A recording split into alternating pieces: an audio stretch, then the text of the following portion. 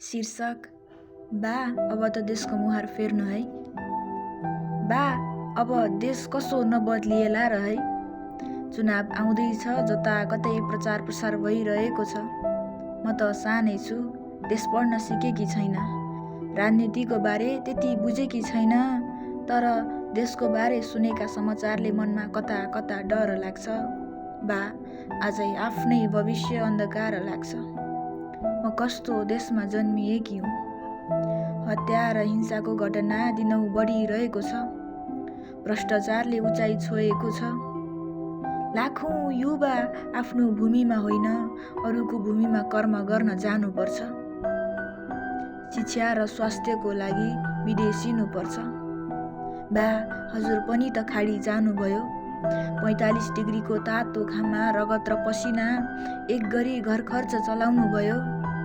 उमेरले साथ दिउन्जेल दुवै कतार बस्नुभयो। बा म त जन्मिएको पनि थिइनँ रे। बा म त जन्मिएको पनि थिइनँ रे। हजुरले घर व्यवहार टार्न देश छोड्नुभयो रे। आमा गर्भवती हुँदा हजुरले मेरो अनुहार भिडियो कलमा हेर्नुभयो रे। बा आमा गर्भवती हुँदा हजुरले मेरो अनुहार भिडियो कलमा हेर्नुभयो रे। आफ्नो पहिलो सन्तानको पहिलो दिनमा नै हजुरलाई यो देशले टाढा बनाएको थियो रे। आफ्नो पहिलो सन्तानको पहिलो दिनमा नै हजुरलाई यो देशले टाढा बनाएको थियो रे। हजुर र मसँग मेरो बाल्यकालको रमाइलो खोसिएको थियो। स्वास्थ्यमा समस्या भएको कारण 6 वर्षपछि नेपाल आउनुभयो। घर आउँदा हजुरले छोरी भन्नुभयो। मलाई नौलो लाग्यो बा। 6 वर्षपछि नेपाल आउनुभयो।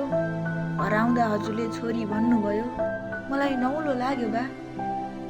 मेरो मुखको पहिलो बोली, मेरो अनुहारको पहिलो हाँसो, मेरो पहिलो रुवाई, मैले धरतीमा टेकेको पहिलो पाइला, मैले पहिलो पटक कलम समाएको दिन, मेरो स्कुलको पहिलो दिन, के देख्नुभयो बा?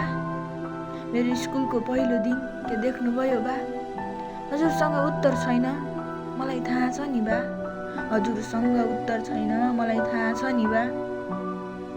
हरेक वर्ष एउटै दललाई भोट हाल्नु भएको थियो। 20-30 वर्षको विकास देख्नुभयो होला बा।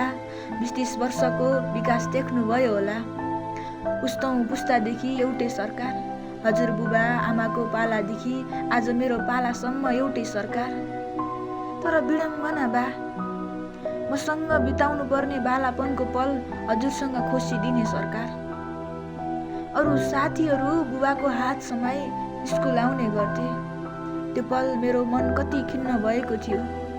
अरू साथीहरू बुबाको हात समाई स्कुल आउने गर्थे। त्यो पल मेरो मन कति खिन्न भएको थियो। हजुरलाई थाहा छ बा? त्यो पल मेरो मन कति खिन्न भएको थियो। हजुरलाई थाहा छ बा? यसरी मेरो बाल्यकालमा बा बिना बितेको थियो। अरूसँग यस्तो नहोस् है बा। जसरी मेरो बाल्यकाल बा बिना बितेको थियो, अरूसँग यस्तो नहोस् है बा।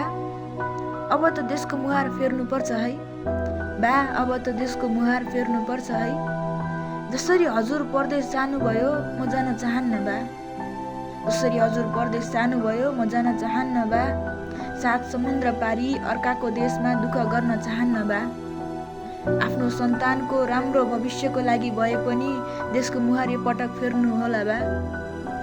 आफ्नो सन्तानको राम्रो भविष्यको लागि भए पनि देशको मुहार यो पटक फेर्नु होला बा। हजुरको एउटा भोटले हजुरको छोरीको खुसी किन्नु होला बा। हजुरको एउटा भोटले हजुरको परिवारको खुसी किन्नु होला बा। हजुरको एउटा भोटले समाज र देश परिवर्तन गर्नु होला बा। हजुरकी प्रिय छोरी।